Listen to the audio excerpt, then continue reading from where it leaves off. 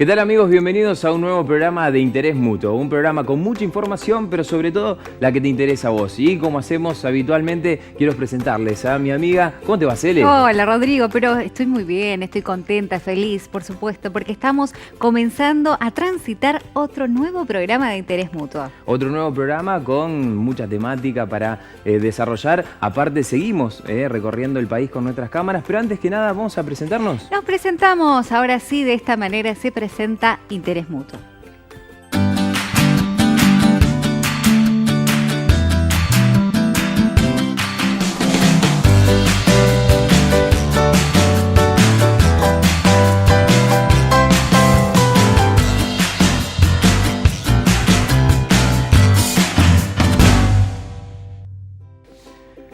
Y ahora sí, después de habernos presentado y habernos identificados, arrancamos con la presentación de los temas a tratar hoy en Interés Mutuo. Hoy vamos a estar hablando de obesidad infantil, la salud de una generación en riesgo. Ya vamos a estar explicando por qué este título. Y vamos a estar hablando de una temática que seguro a muchos les va a interesar. Vamos a hablar de los vinos. Los vinos, el placer de degustar secretos. Incluido vos, Rodrigo, por supuesto que nos interesó ese tema. Me gustan muchísimo los vinos, sí. Vamos a comenzar a desarrollar un tema realmente muy importante. Más que importante, hablamos de generaciones, y cuando hablamos de generaciones, hablamos de los niños, ¿sí? Vamos a hablar de obesidad infantil.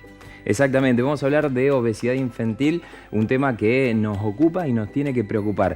Es por ello que nuestras cámaras se trasladaron y nos fuimos a hablar con una especialista del tema. Estamos hablando de Ana Laura García. Ella es pediatra y aparte tiene una especialidad en obesidad infantil. Así que, ¿qué te parece si vamos a la nota? Vamos a compartir con ustedes esta primera parte de la nota que tenemos con la pediatra especialista en lo que es nutrición y obesidad infantil, específicamente donde nos va a hablar sobre las complicaciones y riesgos, ¿sí?, sobre esta enfermedad.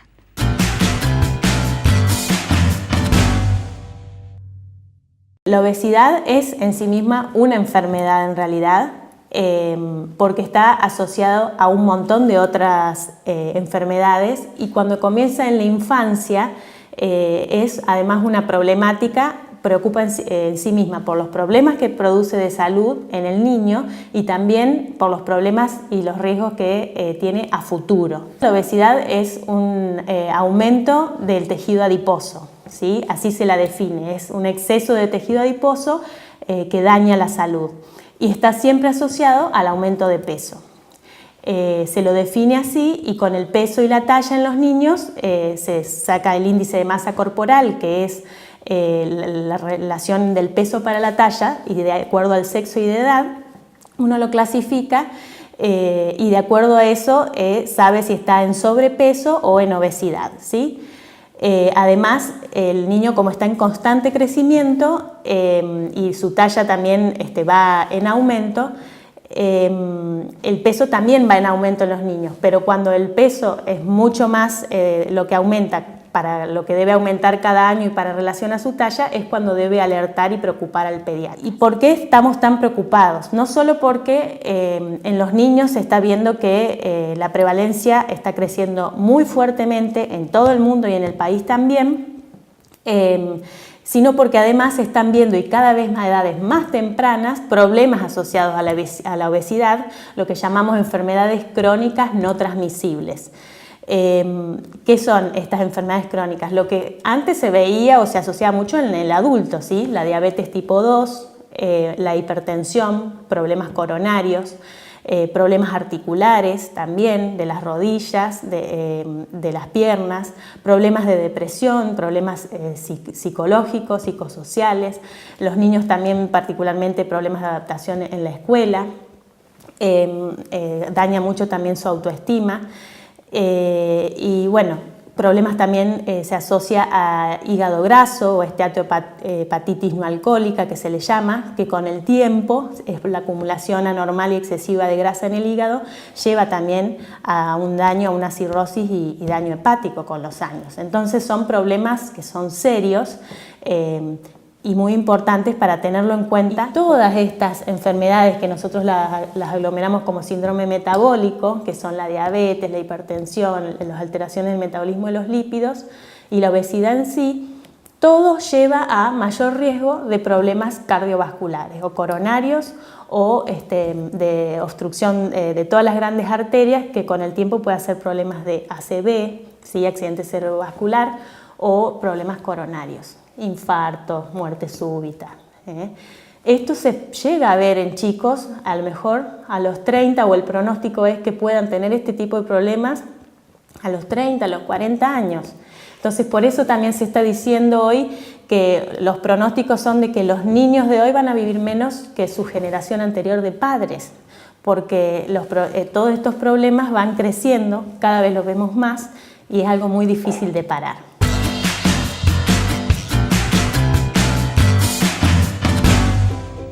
Excelente la nota que tuvimos con la doctora Ana Laura García, y papás a tener cuidado sobre las recomendaciones que nos daba. Y tenemos mucho material para seguir viendo. Tenemos mucho más, pero ahora llegó el momento de irnos a un pequeño corte y ya regresamos con más Interés Mutuo.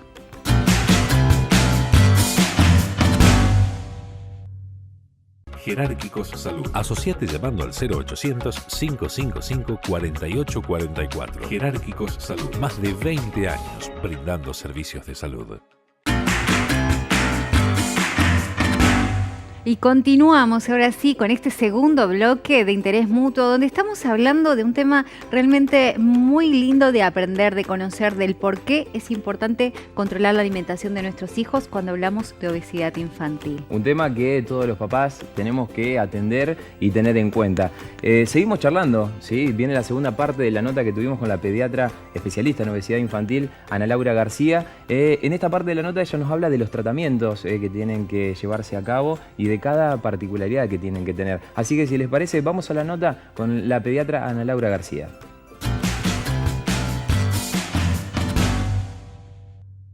En cuanto a tratamiento, además de, por supuesto, lo fundamental, que es la terapia nutricional, para los cuales trabajamos con las nutricionistas, para educar a esta familia en cómo alimentarse toda la familia, porque no es un problema del niño en sí, ni una enfermedad solo del niño, es algo familiar, y eso es lo que tienen que entender, y muchas veces no se entiende, porque no se puede pedir a un niño de 5, de 6 años que sea él el que digamos, diseñe o qué es lo que va a comer, o sepa qué es lo que puede comer y qué no. Eso se lo tiene que proveer el padre y la madre, o el cuidador.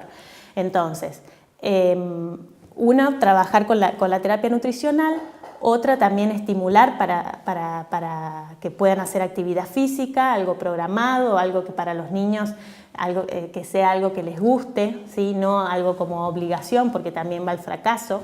Que hagan deporte, que salgan, aunque sea, yo siempre les digo que salgan a pasear el perro, que salgan a jugar a la plaza, que a la escuela vayan caminando. Bueno, pequeñas cosas que también son importantes de hablar y ver cómo se pueden programar para llevar al hecho, ¿sí? A los hechos. Eso entonces por un lado en tratamiento, que es la actividad física, que es parte del tratamiento de la obesidad, la terapia nutricional, y la terapia psicológica muchas veces también hace falta, porque al ser una enfermedad también crónica y que necesita un proceso de cambio y adaptación y reestructuración, es un apoyo importante, más allá de que a veces también la obesidad como complicación tiene asociado problemas, como les dije, problemas psicológicos, de depresión, de falta de autoestima, de bullying también que se reciben de otros compañeros los niños. Entonces, bueno, muchas veces ayuda también para fortalecer y motivar a los pacientes al cambio. Quiero subrayar la importancia de tomar conciencia cada mamá o papá o como familia de que el sobrepeso en el niño no es algo que bueno, que ya va a pasar, que es como antes decían las abuelas, que está gordito, está sano, o que ya va a pegar el estirón y se va a acomodar. No, siempre consultar o preguntar al pediatra, porque a veces es necesario decir, bueno, a ver, ¿qué estoy haciendo en casa? Si le estoy ofreciendo lo mejor a mi hijo. Los hábitos, así el hábito alimentario se enseña, se aprende, se mama, digamos, desde el hogar, desde casa, así como los otros hábitos.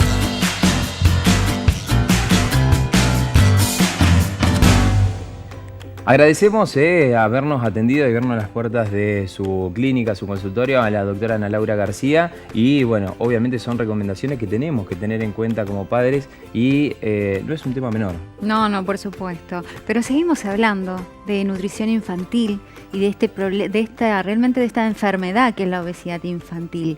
Y yo ya tengo una invitada en piso. Tenés una invitada, Exacto. Como siempre, una sorpresa más. Así que bueno, te dejo tranquila. ¿Me dejás? Sí, Me voy a ir a por favor. encontrar con la nutricionista. Ella es Mariana. Mariana, bienvenida Hola, a Interés Fede. Mutuo. Un placer estar acá, un placer que me convoquen para una temática tan importante como es la obesidad infantil. Así que bueno, espero ser desde ayuda. Te agradezco muchísimo porque hay mucha gente en su casa que nos va a estar escuchando y realmente la alimentación de los chicos hoy en día no estaría fácil para los padres, No. porque venimos con un ritmo de vida bastante acelerado, donde la comida es lo que tenemos en la heladera y se lo ofrece. ¿Qué te parece? ¿Cómo estamos alimentando a nuestros niños hoy, Mariana? Yo creo que tenemos que empezar teniendo en cuenta un diagnóstico de situación en cómo nos encontramos en nuestro país. Y si hablamos de obesidad infantil, tenemos que pensar que el 30% de nuestros chicos tienen sobrepeso y obesidad. Estos son resultados que arrojó una de las últimas encuestas nacionales de salud escolar, donde se demostró que el 30% de nuestros chicos presentan sobrepeso u obesidad y que el 22% de los chicos no llevan a cabo una alimentación de una buena calidad.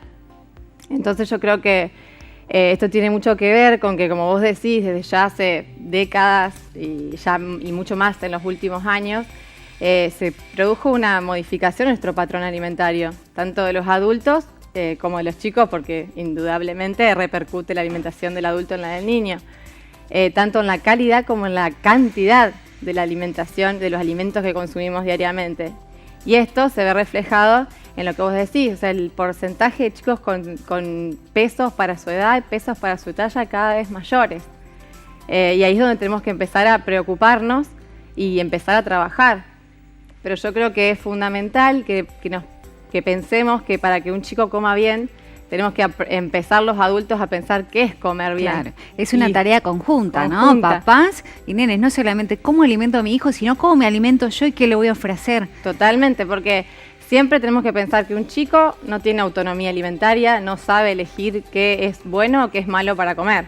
Entonces, Exacto. está en nosotros, en los adultos, y cuando digo adultos, no digo solo los padres, digo el adulto que está encargado del comedor escolar, el adulto que está en las instituciones a las que asiste el chico, el adulto encargado de la publicidad de infantil relacionada con los alimentos.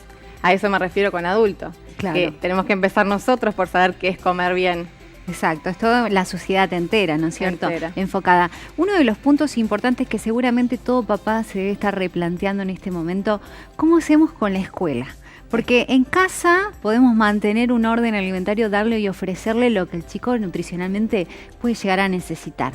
Pero en ese ambiente en ese ámbito que vos muy bien conocés, Mariana, porque realmente sabemos que trabajás en una escuela con niños y trabajás en un kiosco saludable. El kiosco ¿Cómo saludable. hacemos con eso? ¿Qué importancia de la alimentación en la escuela? Tal cual. Yo creo que la escuela tiene y debe ser un marco en el que el chico empiece a adquirir los hábitos alimentarios que los va, que se los van a instaurar en esa edad y que van a perdurar durante toda la vida. Entonces es fundamental que la escuela sea ese marco o ese medio en donde se empiecen a implementar esos hábitos. Y gracias a Dios, ya desde hace algunos años, acá en la ciudad de Santa Fe, como también a nivel nacional, empezaron a trabajarse en políticas de salud que empiezan a tratar de imponer en las escuelas el tema de kioscos saludables, comedores escolares saludables. Y el kiosco saludable acá se empezó a implementar a partir del 2013 y lo que intenta es aportarle a los chicos o darle como oferta alimentos de una buena o alta calidad nutricional, a diferencia de los alimentos que tradicionalmente encontramos en un kiosco. Claro.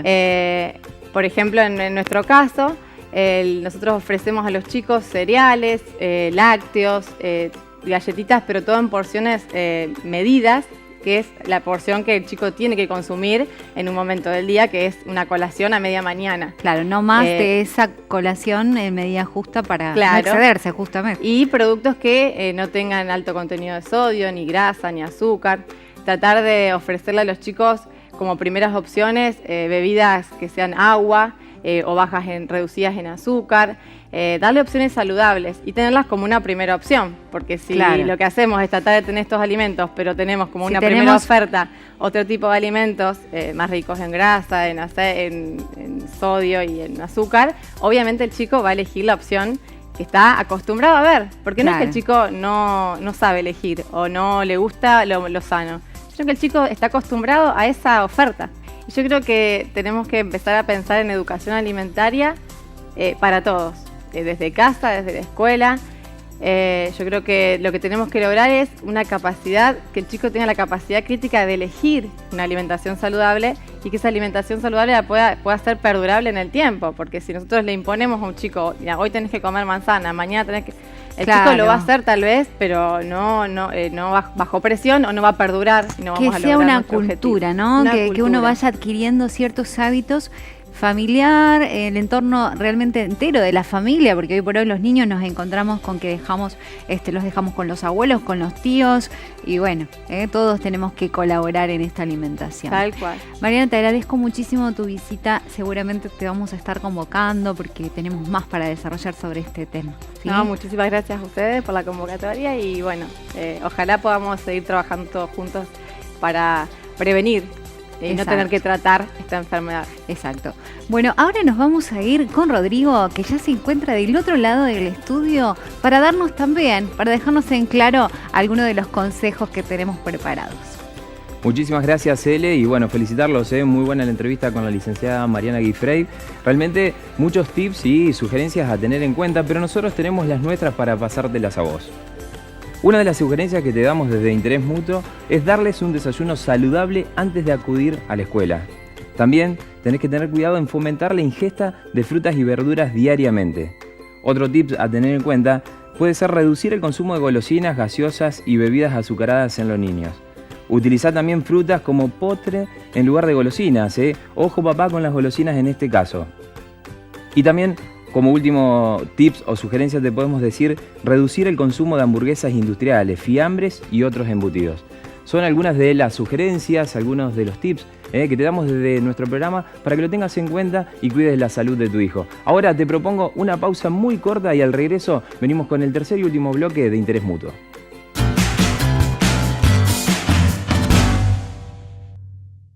Jerárquicos Salud. Asociate llamando al 0800-555-4844. Jerárquicos Salud. Más de 20 años brindando servicios de salud.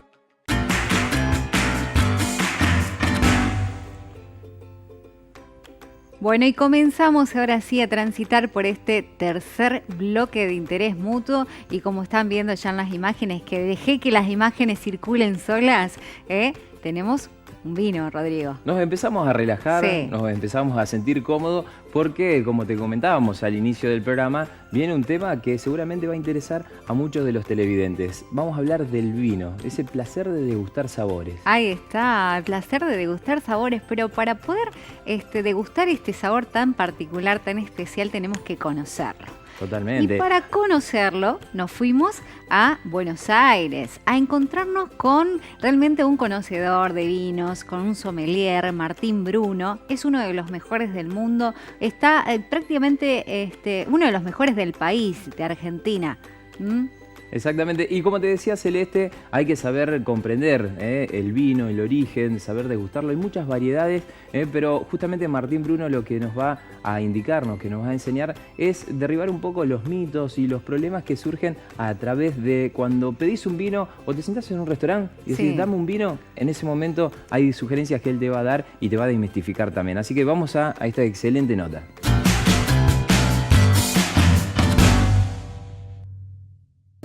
Empecé en el mundo del vino por casualidad. Yo trabajaba como bartender con un amigo y empecé a probar vinos que me gustaron, a conocer algunas bodegas, regiones productoras, y empecé a meterme cada vez más y hoy bueno, me dedico a esto full time.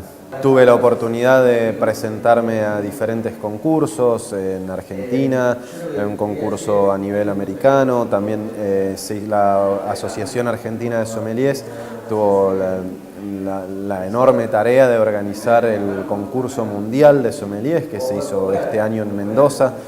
Fue realmente un hecho muy importante, donde bueno, Paz Levinson de Argentina quedó cuarta, yo quedé entre los 30 mejores, o sea, fue un concurso muy bueno, la verdad muy buen nivel de competencia, y también eso es como una ventana enorme para el vino argentino, ¿no? Pone a Mendoza y junto a Mendoza, a todos los lugares donde se hace vino en Argentina, los pone a la vista de todo el mundo. E importante a la hora de elegir un vino, por supuesto, es pensar en primer lugar en qué nos gusta, ¿no? En qué estilos de vinos preferimos tomar, más allá de blanco tinto, pero a lo mejor pensar vinos más livianos o con más cuerpo, vinos más dulces o más secos, o abocados en el medio. Pero después también estar abiertos a probar cosas nuevas y a dejar que el sommelier en un restaurante o el camarero o la persona que atiende en una vinoteca, ¿no? nos va a poder recomendar muy bien y va a poder ayudarnos a elegir a lo mejor un vino de una variedad que no conocemos o de un productor que no conocemos o un estilo diferente a lo que solemos tomar. Y realmente si algo tiene lindo el vino es que siempre hay cosas nuevas para conocer. El picado es básicamente cuando las bacterias convierten el vino en vinagre. Son bacterias acéticas que convierten el vino en vinagre. Entonces se puede usar para cocinar, podemos preparar nuestro propio vinagre en casa y eso es muy fácil. Yo en mi casa lo que hago es voy juntando fonditos de botellas, los pongo todos en una botella con un algodoncito en el pico para que no entre ninguna hormiga, nada, pero sí entra aire. Y solo el vino se convierte en vinagre y después se puede usar para condimentar ensaladas, platos y demás. El otro problema que suele aparecer bastante seguido con el vino es el defecto que se llama corcho. Cuando el vino tiene un olor muy marcado a corcho, a veces se siente como a cartón mojado o a veces algo que quedó húmedo en un ropero mucho tiempo, ese típico olor a humedad, en algunos vinos aparece y eso es un defecto. Tampoco nos va a pasar nada malo si nos lo tomamos, nada más que no va a estar muy rico el vino. Lamentablemente es un defecto bastante habitual de encontrar y ahí sí que no, más que tirar el vino no nos queda. Para terminar, decirles que se animen a probar vinos nuevos, que escuchen las recomendaciones, se acerquen a las vinotecas, a los restaurantes, hablen con los sommeliers, cuéntenles qué vinos les gustan, qué cosas nuevas, qué tienen ganas de probar, qué no probaron nunca y les gustaría conocer. Hay muchísimos vinos por conocer, es algo que no termina nunca, por suerte, siempre hay vinos por conocer y cosas nuevas por descubrir en el vino. Por eso es importante también cuidar el servicio del vino, que haya un sommelier en el restaurante, que el vino esté bien guardado, que se sirva a la temperatura correcta, que se sirva en una buena copa. Eso es fundamental para poder disfrutar mejor el vino.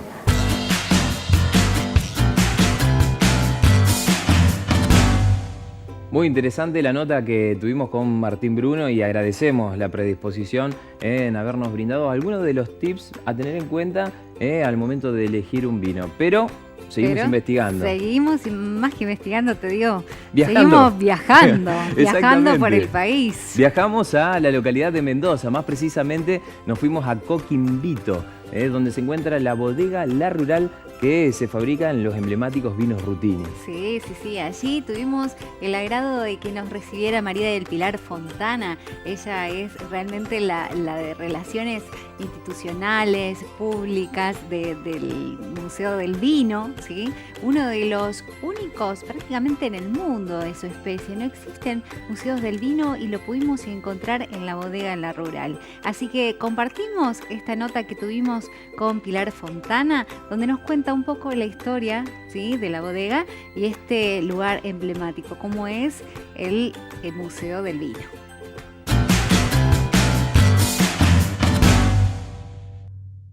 Bienvenidos a Mendoza, a Bodega La Rural. Estamos en el departamento de Maipú, en la región de Coquimbito, en donde esta bodega fue fundada en 1885, de la mano de don Felipe Rutini, un italiano que, como muchos italianos que llegaba a nuestro país, se radicó en este lugar y se dedicó a la elaboración de vino. A diferencia de muchos inmigrantes, él llegó a la Argentina encomendado con un trabajo de desarrollar un parque en la región de Chachingo. Mendoza es un lugar muy seco en donde la necesidad de generar microclimas es muy importante por el aprovechamiento del agua. Él contaba ya en esa época con un título de algo así como un ingeniero agrónomo actual. Entonces, con todos esos conocimientos con que viene a la Argentina, se dedica a hacer lo que en su Italia natal ya hacía, que era elaborar vinos en su ciudad. Él se instala en Mendoza en esa época, muere muy joven. Allí por los 90 la bodega deja de estar en manos de la familia Rutini y pasa a estar en manos de locales nacionales. Es en esa época que nuestro enólogo principal, Mariano Di Paola, empieza a trabajar de la mano de don Nicolás Catena, quien es el primer adquiriente de esta empresa, allí por los años 90, propiamente en el 94. Y desde allí los vinos Rutini son un diferencial en calidad. Ya era un poco el postulado de la familia Rutini de hacer vinos de calidad en una Argentina que todavía no estaba preparada para el consumo de vinos de alta calidad.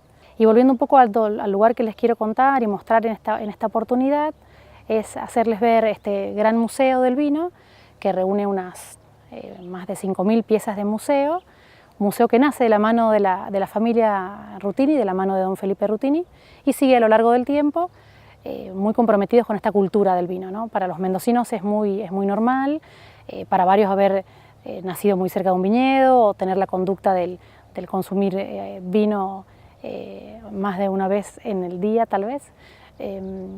Y este lugar, esta herramienta para nosotros como de marketing, que es el Museo del Vino, nos da esa posibilidad. Es una puerta de entrada para todo aquel que quiera visitar Mendoza, que pueda encontrarse con esta magnífica muestra de piezas, que ni más ni menos representa la industria a la mano de una familia al inicio y luego la incorporación de las siguientes piezas de elaboración de este producto tan noble. Y nosotros estamos muy orgullosos de tener esta herramienta como a la mano, que nos acerca a un público que no conoce tal vez nada de vino, y una vez terminada la visita y el recorrido por este predio, queda realmente como impresionada con todas las instancias por las que pasa la uva, toda la gente involucrada, todos los procesos en mayor o menor medida complejos por los que pasa la uva para finalmente elaborarse vino.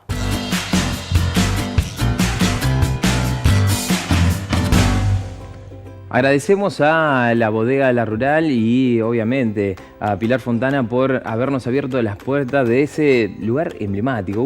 Se abren las puertas de esa bodega y realmente uno se transporta. Estábamos la vid, bueno, vieron la nota. Sí, ver las montañas nevadas de fondo de Mendoza. No. El lugar increíble. Qué paisaje y qué experiencia aparte, muy buena experiencia.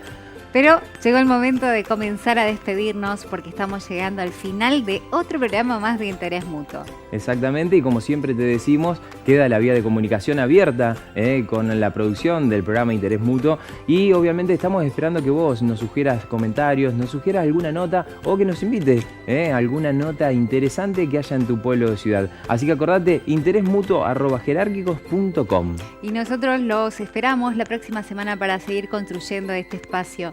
Un espacio realmente donde todos somos parte. Nos vamos tomando un vino. ¿Qué te parece? Exactamente. Propongo un brindis por este excelente programa. Perfecto. Chin chin. A ustedes los esperamos la semana que viene. Muchas gracias.